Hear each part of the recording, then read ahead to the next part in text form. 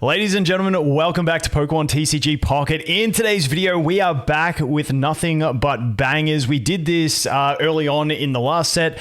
Really enjoy this, like the first day after, seeing what people are cooking up for decks. We're going to be looking at a couple of tournaments that have gone on. Obviously, it's very early days. Things evolve very quick, but we're going to take a look at some of the spicy decks that people have been using, have a bit of a chat about it. We might even talk a little bit about the rank system. But bangers, good to have you back on, mate. How you going? Firstly, what is your favorite deck? Right now, my favorite deck that I've been playing, it's got to be the overpowered Leafeon decks. Man, that card has been insane.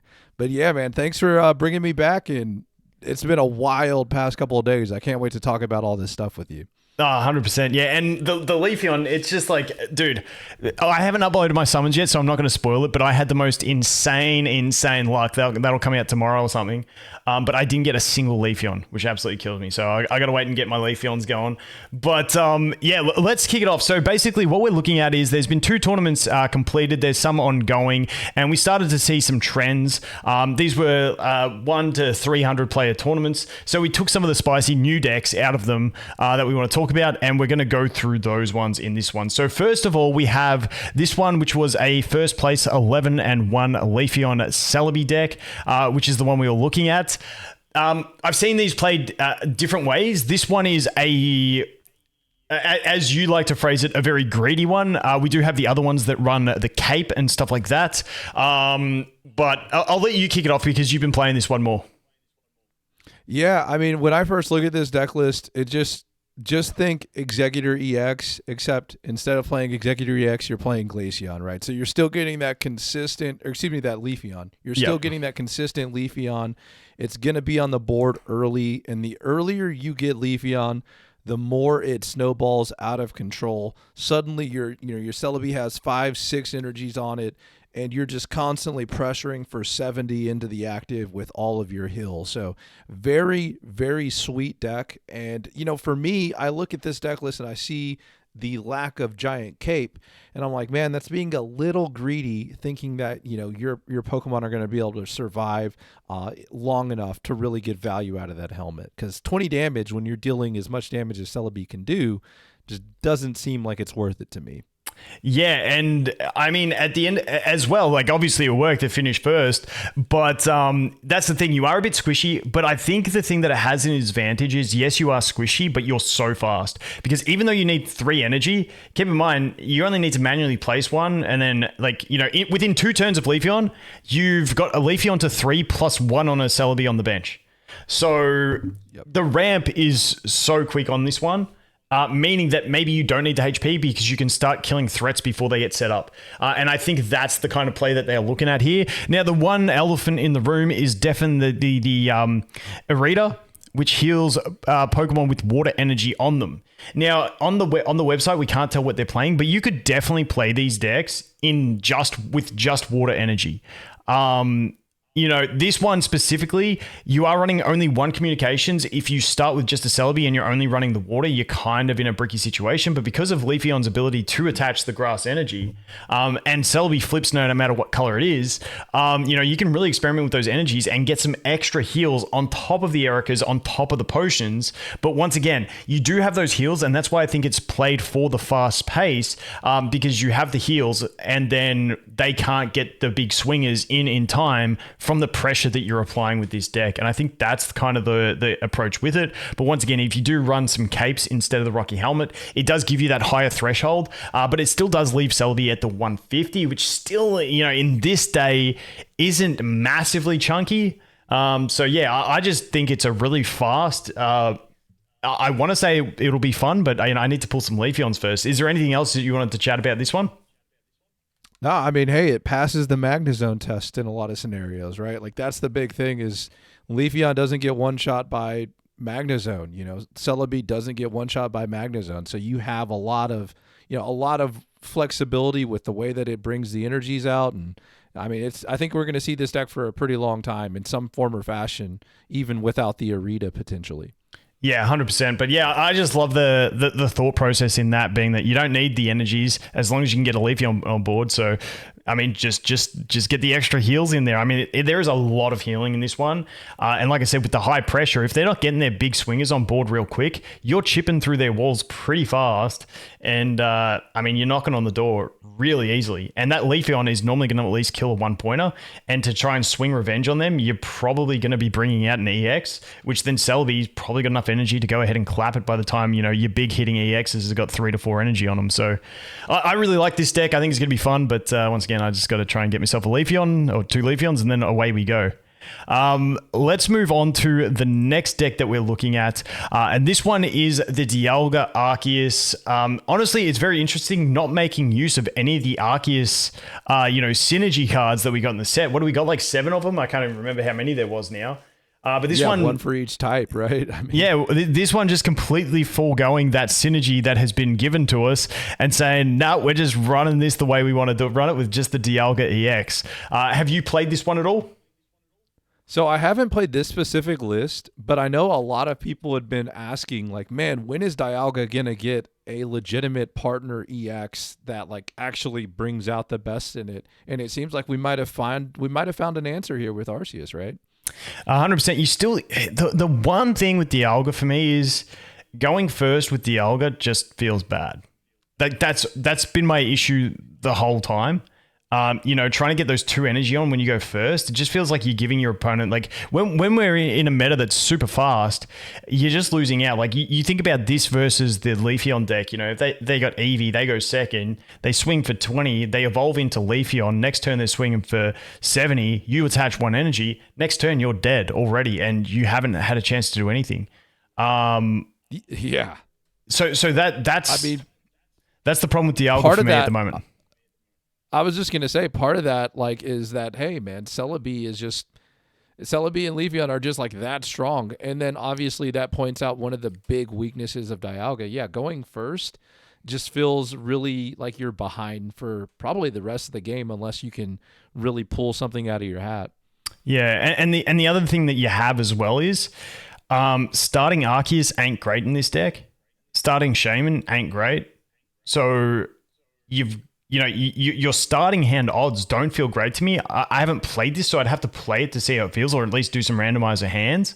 But obviously it's performing well. A lot of people playing it. The other thing we have seen is the Shaman tech, where some people are running one of the healing Shaman and one of the retreat cost Shaman, which I like the one of each more, just in theory. It gives you, because it reduces the retreat cost by 1 for basic Pokemon, and this is running all basics. So that gives you a really good pivot. That way, if you have to start a Shaman in hand, you can get it out for free. If you get your Dialga, you put the 2 energy on, and then you want to retreat out to the Arceus, you still get to keep 1 energy on that Dialga. If you pair it with an X speed, you can do even bigger plays. So that's something else you can experiment with in this one. But obviously, this is going heavy on the retreat cost stuff. We've got 2 Leafs and the 1 X speed in this version specifically, and then a bunch of sort of staple type cards in there. Is there anything else you want to mention about this one? No, I mean, it looks interesting. I do want to try Arceus a little bit more. I just haven't really gotten time to yet. Been playing some other stuff. Yep. All right, let's go on to the next one. Now, this one was, which tournament was it in? It was in this one, which finished 2nd place. So this one, utilizing the Magnezone and the Arceus, and essentially, I actually really like the play in this one. I'm surprised there's no Rocky Helmet in it. I feel like Heatran with the Rocky Helmet could be really solid. But the Heatran, if you get it up front, has 0 retreat cost when you got the Arceus in back. You're probably running just fire energy in this deck, I would assume. Obviously, Magneton takes care of itself, so Magnezone's going to do its own thing. And the Arceus is basically, do not let this thing see the light of day unless it's the last kill and you're bringing it out, because you've got plenty of 1-pointers to sacrifice. But Heatran just feels like a really aggressive wall in a deck that you have really good energy efficiency with, because Magnezone take care of itself. Once you get 2 on Heatran, you can start just loading up the Arceus manually and not really care too much. But once again, you've got a lot of time to load up that Arceus, because you can either sack 2 Heatrans, a Heatran and a Magnezone. The Giratina's there, obviously, because it's got the free retreat with an energy, so it gives you another sort of chunky 120 wall that you can retreat with. I really like this deck. I just think it looks really good. What's your thoughts on it? Yeah, I think the Heatran is really cool because it's something that I can actually fight back against Executor EX, right? It can fight back against Leafeon, it can fight back against Celebi, and that's just such an important card to fight back in. On the flip side, the HP sort of scares me on Heatran. I think it's 110 on the dot. So if you don't get a cape on it, all of a sudden you're kind of like, oh man, I hope my opponent's not playing Magneton or Magnezone, right? Because Magnezone just kind of eats heat more for breakfast, and that's something that is a little intimidating.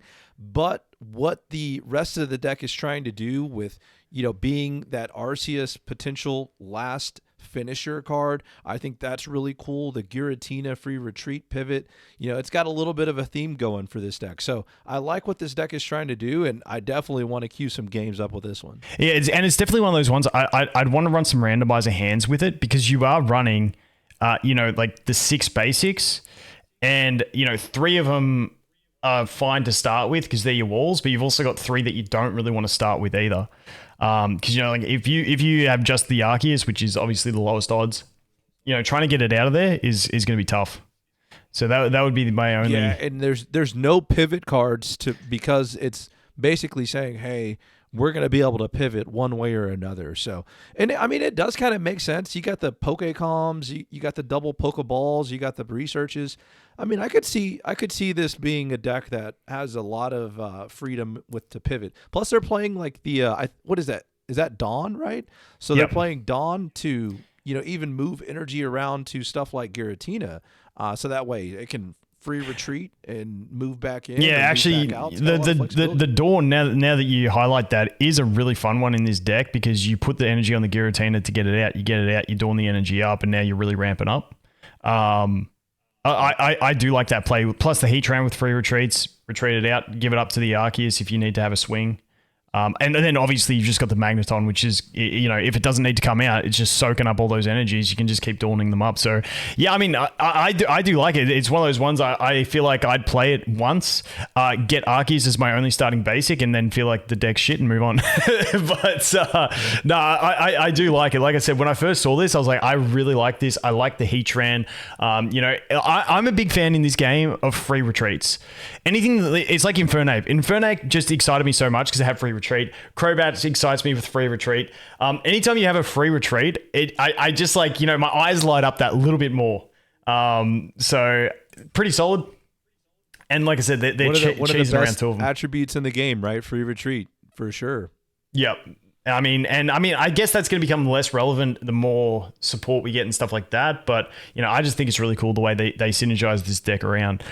The next one we are looking at. Okay, so here's a couple oldies. We're going to be comparing the Palkia 18 trainer and the Articuno 18 trainer. Now, where were these ones? This Palkia finished first in this tournament, and then I can't remember where we got the Articuno from. There was a plenty of Articuno 18 trainers splashed around. I just wanted to compare the two because, the one thing we don't think about is as we get more of these good trainer cards, these 18 trainer decks become more valuable because they just have more good cards to put in them.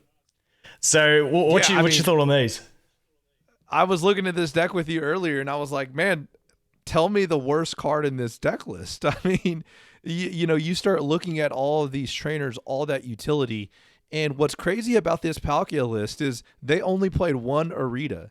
Like, I mean, the deck, arguably you could make the argument, hey, play double Arita and then, one potion. You've got 3 guaranteed like, dead cards in the deck.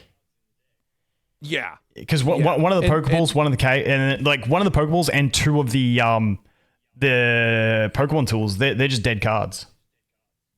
Yeah, and hey, maybe you could fix that, right? Maybe you say, hey, I just want 1 cape, 1 Rocky helmet. I don't know. There's a million ways to do it, but yeah, I think this build, because this is the one we were looking at earlier, this one feels like there is no bad card.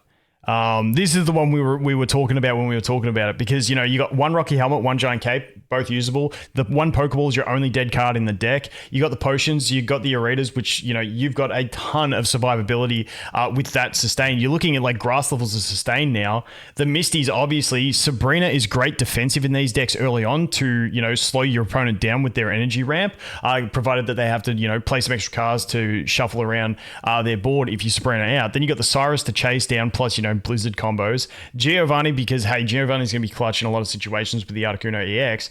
Research, like, this one, it just feels like there is no bad card in this.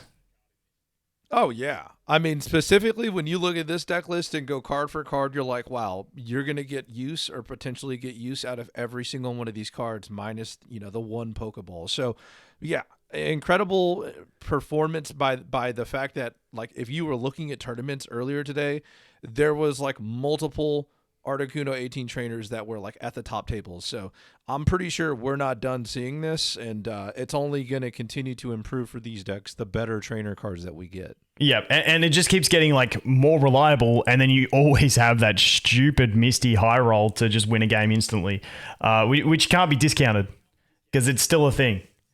So that is that one. Now, these were all the decks we grabbed. Now, some other decks, like, I'm really keen to see some Garchomp action. We didn't really see too much Garchomp in these ones. The one thing I want to mention, though, is this Infernape deck. I don't even know really what this was running specifically. I'm tipping it's just a standard Infernape Moltres. Yeah, just a pretty standard one. But the fact that we've got so much of the fire weakness, and, you know, if this does pan out to be the meta when we look at the Leafeon and Celebi and also the Dialga, if that becomes a prominent part of the meta, then, you know, something like Infernape, which can just outpace and out-nuke them, becomes a very viable option as well. So maybe this is Infernape's chance to maybe do better than a Charizard because of all these high-pressure decks, because even a Leafeon is going to do pretty good against the Charizard because it's going to two-hit KO the Moltres, and you might not be set up by that time. Yeah, it's going to put the Charizard player on a little bit of a clock. And then, you know, it does, you're right, there's a little bit of an opportunity for Infernape to shine. But I mean, I think it's that 140 break point that's pretty important. And obviously the weakness just even nullifies stuff like Giant Cape. So yeah, Infernape might be a little scary to see. Now, was anyone playing Garchomp EX? Let's take a look at this one, for instance. That's one I'm waiting to see. Let's take a look.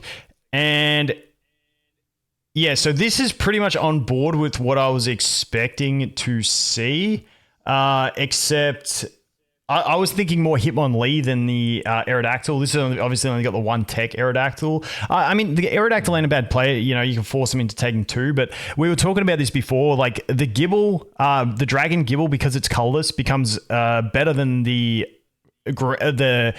Fighting Gibble just because of the grass weakness. When you got a lot of grass going around with the Executors and stuff like that, I think the Dragon Gibble is definitely the play.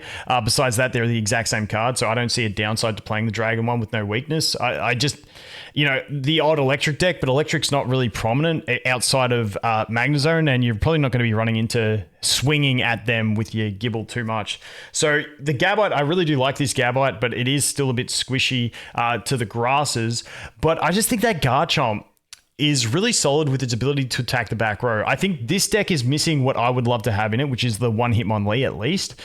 My thought process is you put the Hitmonlee up, you butter up someone on the bench, let them KO your Hitmonlee, you revenge with the Marshadow, then they can KO your Marshadow, and then you can come in and finish up for that thing on the bench with the Garchomp. If one of the kills was an EX, then you've got the game. Otherwise, you got that 100 swing. The 100 swing is the only issue with the Garchomp, but it does have really good bulk at 170. What's your general thoughts on Garchomp?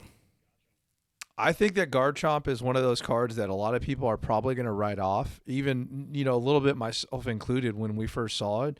But after playing it a little bit, I think that it's a very solid card. I think you're spot on with the fact that you definitely want to play the Dragon Gibble as well. The Gabite's a little debatable. You know, if you really wanted to err on the side of caution and grass really takes off the way that it should, or that you would imagine it will, it's probably safe to go ahead and go with the Dragon Gabite. It's gonna stink because it is kind of nice to be able to hit things with Gabite. In some scenarios where maybe it turns on stuff like Cyrus. So yeah, tough call, but again, I do think that Garchomp has potential. I agree with you. I like it better with Marshadow and Hitmonlee. Yeah, I mean, I definitely think there is different plays, but that's the exciting thing with the new set. Like, you get to see, like, someone, we were talking about this earlier, like, the biggest pain in this game is building a good deck. And once people establish what a good deck is, then we find out, like, then it's like, okay, now we can play. So I definitely think people will cook, make some decent decks. I just don't think Garchomp's a shit card. I think it's, like, I feel like it's got potential. I'm a big fan of cards that have low energy attacks to just utilize, good efficiency. The one thing is that I didn't realize until you told me, because when I was playing it, I wasn't even playing the Cynthia, but I didn't realize that you can't actually use Cynthia on the Garchomp EX because it has to state Garchomp EX. I was just using a bit of my old logic where I thought as long as the name was in the title, you were good, but that kind of like lowers the potential of the Garchomp EX a little bit as well, doesn't it?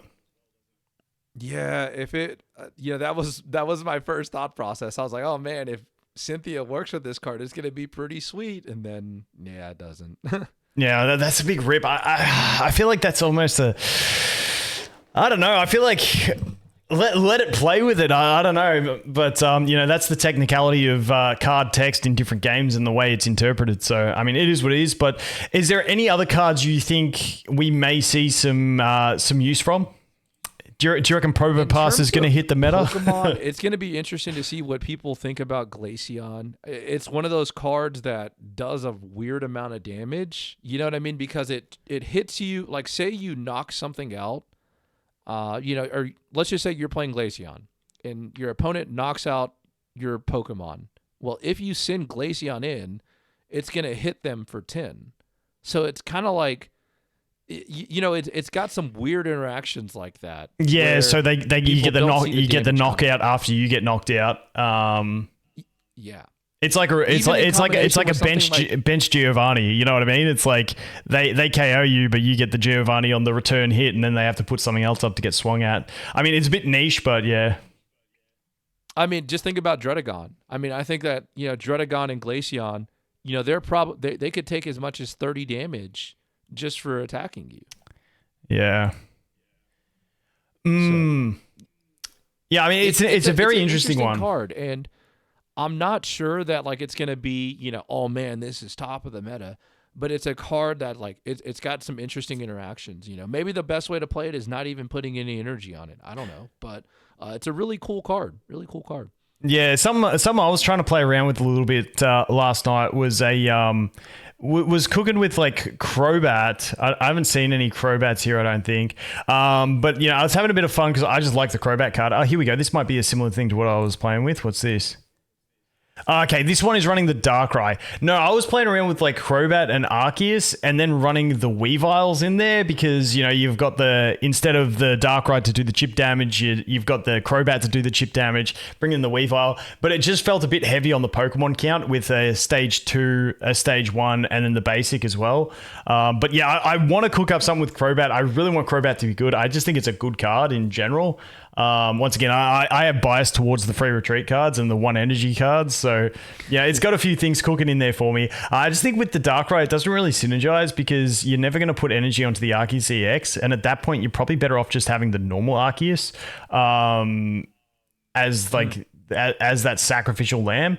I don't know. I'm curious to see how this evolves. Maybe there is something to that. But like I said, you're really going to be applying to the Darkrai for the damage. So, I mean, just have a normal Arceus, maybe a normal Arceus on the bench, a Darkrai on the bench, Crobat active, Crobat bench, and then you've got double swings on the Crobat. There's no condition to this. Once during your turn, that's for each Crobat. So if you had 2 Crobats, you're actually swinging for an extra 60, correct? Yeah. Yeah, it's passive 60 pretty much. Yeah. But it is only to the active, which is a little interesting. But I do think that it's got potential because if you don't enter the Crobat, it's just gonna continuously ping your active Pokemon. Yeah. Yeah, I don't know. I'm like I said, I'm definitely curious to see how it evolves going forward. But yeah, that's a look at some of the decks we're seeing. Like I said, it is always going to evolve over time. I think for me at the moment, the big winner is that Leafeon deck. Just the ramp and pressure that this thing provides is ridiculous. But did you want to have a quick talk about ranked battles? What's your thoughts around ranked battles? Do you like it? How do you think it'll work? Anything like that? Yeah, so ranked is going to be really interesting because I know there's a lot of people that have been waiting for it in terms of, hey, I need something to do in the game. And I hope that this ranked, whatever it is, whether it's, hey, you can only play a certain amount of ranked games a day or whatever it is, I hope that it's enough to kind of like satisfy those people. But I also hope that there's maybe even an unranked queue where you can still go and queue games up and feel like okay with not bringing, the best top tier meta deck. That's my only concern. Yeah, but I do understand people, being upset or being very excited. I understand both sides. Yeah, are you talking about like, if there's a reward type system, is there a way to get some rewards without having to play a full meta deck? Is that kind of what you're meaning? Yeah, and I mean, like some people feel like the game, like if let's just say that there is no unranked.